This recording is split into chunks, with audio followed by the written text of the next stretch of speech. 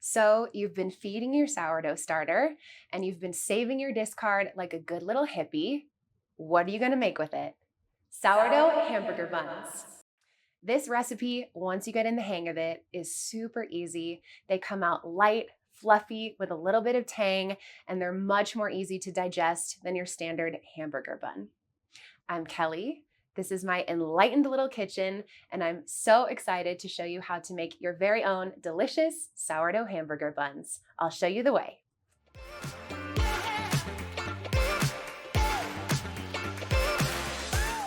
Ingredients you will need: 1 cup of your sourdough discard, half a cup of warm milk, 3 tablespoons of melted butter, 2 tablespoons of honey or sugar if you'd prefer that as a sweetener, 1 egg or 2 if you would like to do the egg washing process to make the buns look nice and shiny, 2.5 cups of flour. This can be all-purpose or bread flour, and 1 teaspoon of salt. Great, now let's talk schedule, because with sourdough baking, there is some prepping and planning involved in terms of timing and how you can fit it into your life. So making the dough itself is going to take about 10 to 15 minutes to mix it and knead it together to a great consistency. And then you're going to want to leave it for the first rise. Now, if you want to prep your dough the day before, you can refrigerate it and make it the following day.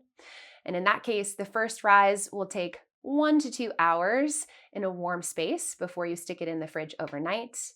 Or if you have made your dough in the morning and you want to complete your buns that very same day, the first rise is going to take 6 to 8 hours, depending on the warmth of your space. Then after that first rise, you're going to be shaping your buns. So once the buns are shaped, then they will sit out for the second rise, which takes 1 to 2 hours for them to get light and puffy and ready to bake. Then the baking process itself, about 25 minutes. So you determine your structure. Do you want to mix your dough, let it rise a little, put it in the fridge, bake it the next day? Or make it in the morning, make sure you leave enough time, 6 to 8 hours, for that first rise before shaping, second rise, and baking. Let's mix the dough. All right, so I have my large mixing bowl and I have all of my ingredients pre-measured for some smooth sailing convenience. But I have 1 cup of discard right here. So I'm going to be pouring this into my bowl. And this is cold. It's out of the fridge. Great. Then we're going to add the half a cup of warm milk to the discard. Next is 1 egg. The second egg is optional if you want to do the egg wash for that glossy finish of your bun. I have my 3 tablespoons of melted butter going in. And then 2 tablespoons of honey. And I'm just going to eyeball it. 1, 2. Cool. So then these ingredients you're going to want to stir together first, get them nicely incorporated.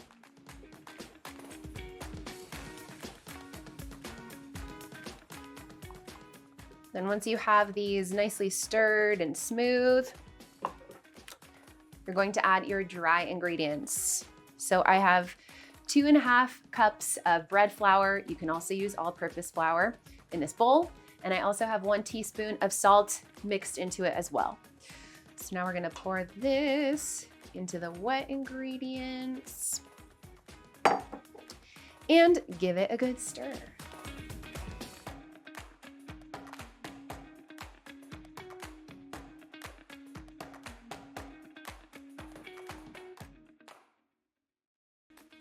Once the dough is scrappy, as we like to call it, we're going to move on to the kneading stage.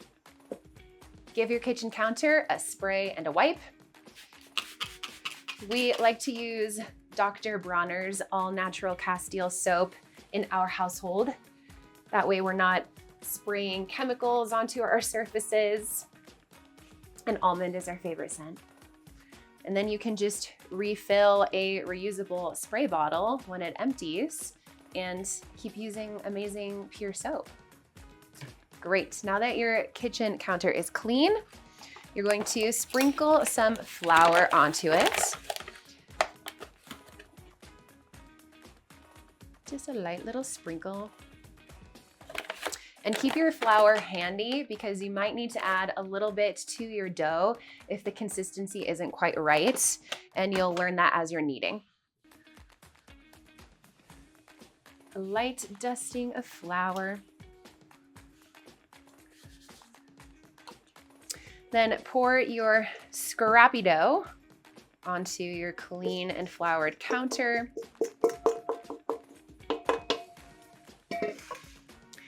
And we're going to knead this. So all these little bits will slowly get incorporated as you scoop up your dough and give it some loving pressure. And this dough is really soft. So what might happen as you knead is it will start to get sticky and stick to your hands. And that's how you know you need to add a little bit more flour.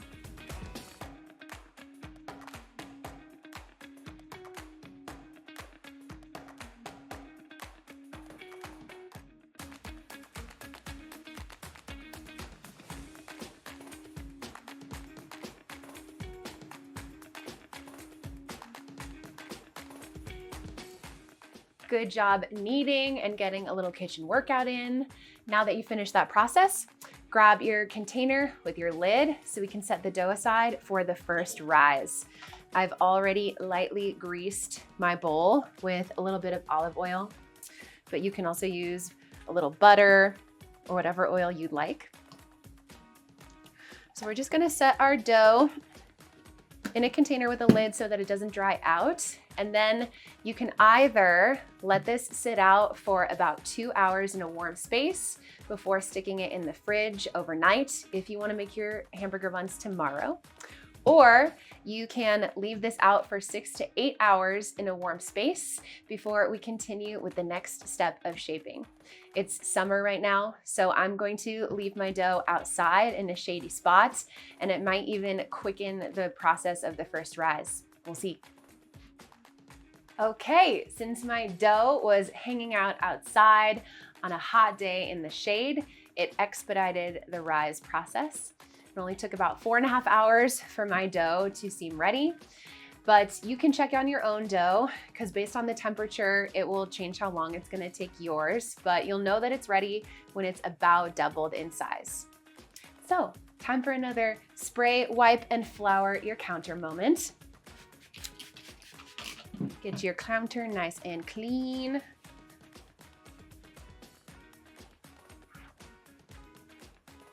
And a little dusting of flour to keep the dough from sticking. Great. Now it's time to turn your dough out onto the counter.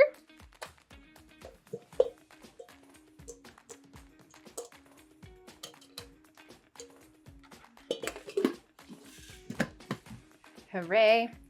And I like to make a nice round circular shape of my dough, or at least as close as I can, with an even level all the way across, so that it makes it a lot easier to cut into 8 equal pieces, or just try your best. But if you really care about all of your buns being uniform in size, you can use a kitchen scale if you want. I'm not too worried because they all turn out delicious anyways.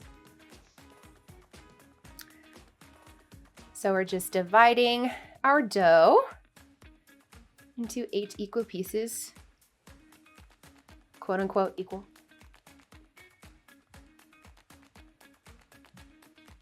Okay. And once you have your 8 dough slices, separate them.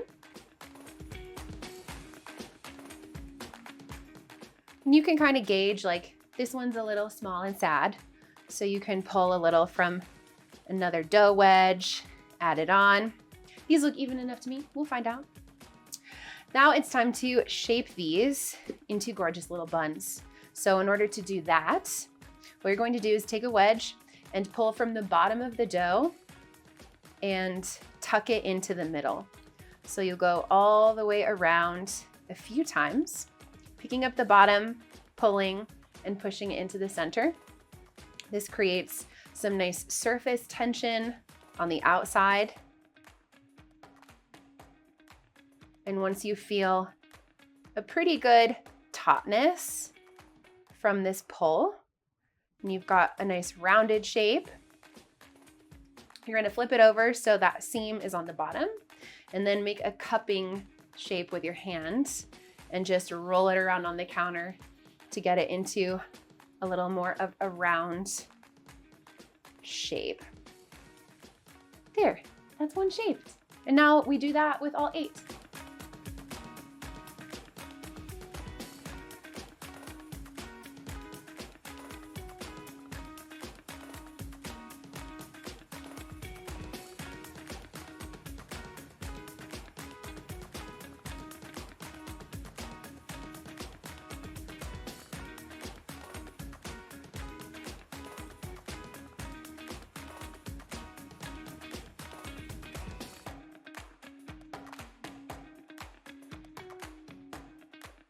Once you've shaped all 8 of your hamburger buns, it's time to place them on a baking sheet for their second rise.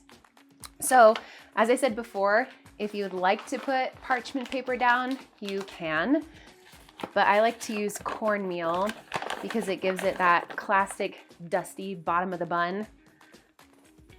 So just a nice little sprinkle of cornmeal.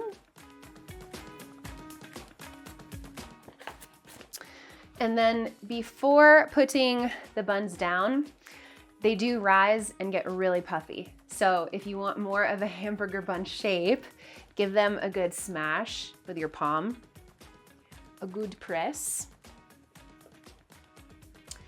before transferring them onto your baking sheet.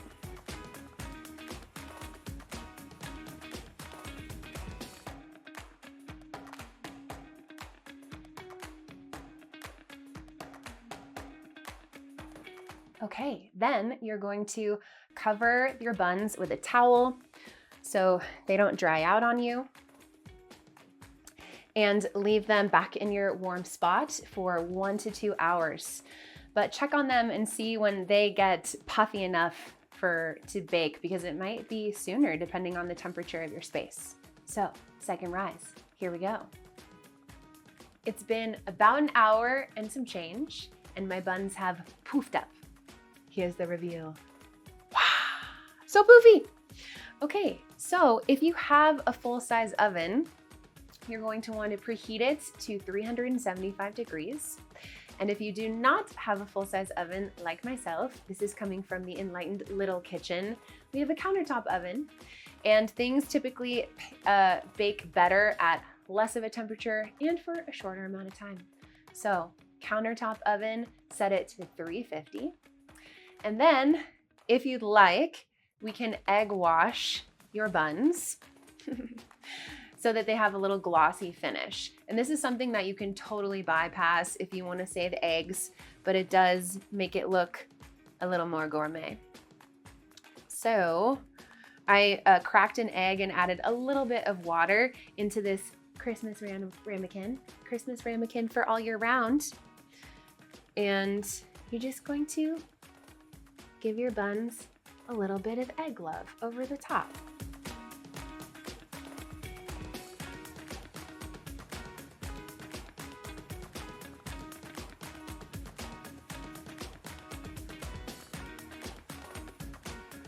Now that our buns have been washed with egg, look at that glisten, we're going to transfer these onto our smaller baking sheet for a countertop oven. But obviously, if you have a full-size oven, you do not have to do this as part of your process. But with our countertop oven, we are going to be baking these 4 at a time. It's what we do with a little kitchen. We make it work. Now, even if you have a full-size oven, this is such an amazing kitchen appliance. I highly recommend investing in one. It can bake, it can toast, you can reheat things really easily without the microwave. It also air fries, so highly recommend. I've linked it below. But we have it set to 350 for 18 minutes for these buns. We're gonna pop in. And if you're using a full-size oven, it's 18 to 22 minutes to bake at 375. So you're just gonna wanna look for them to be golden brown, that glossiness to come through, and then you'll know that they're ready.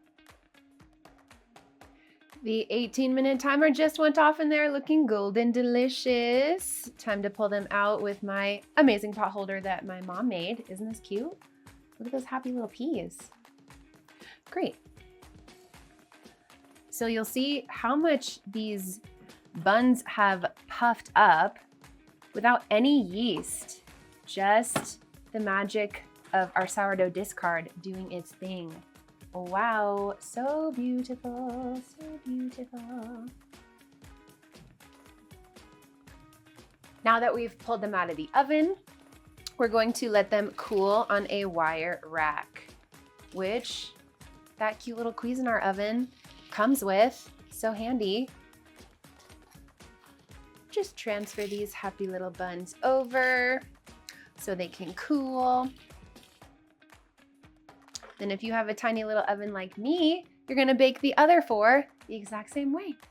But while these cool, we're gonna make ourselves some grass-fed beef burger patties. Grill them up and have ourselves some hamburgers tonight. Now you have 8 deliciously homemade sourdough hamburger buns. So they will stay fresh for 2 to 3 days at room temperature. You can also stick them in the refrigerator for up to a week. And the night you want to have your burger, just leave them out on the counter for a little bit of time to thaw. Or you can freeze them and they keep really nice and fresh. All you have to do is toast them up in the oven for about 5 minutes and it'll be like you just baked them. So, made a delicious burger. And if you're curious what's on this burger, bottom layer, avocado mayo. Then grass-fed beef burger patty, topped with homemade coleslaw. And there's this amazing barbecue sauce at Trader Joe's that's sriracha and roasted garlic and organic. So I have recipes for mayo and coleslaw if you want to make your own version of this. But let's give it a go. Make sure to like, subscribe, comment, let me know how your burgers turned out, and happy eating.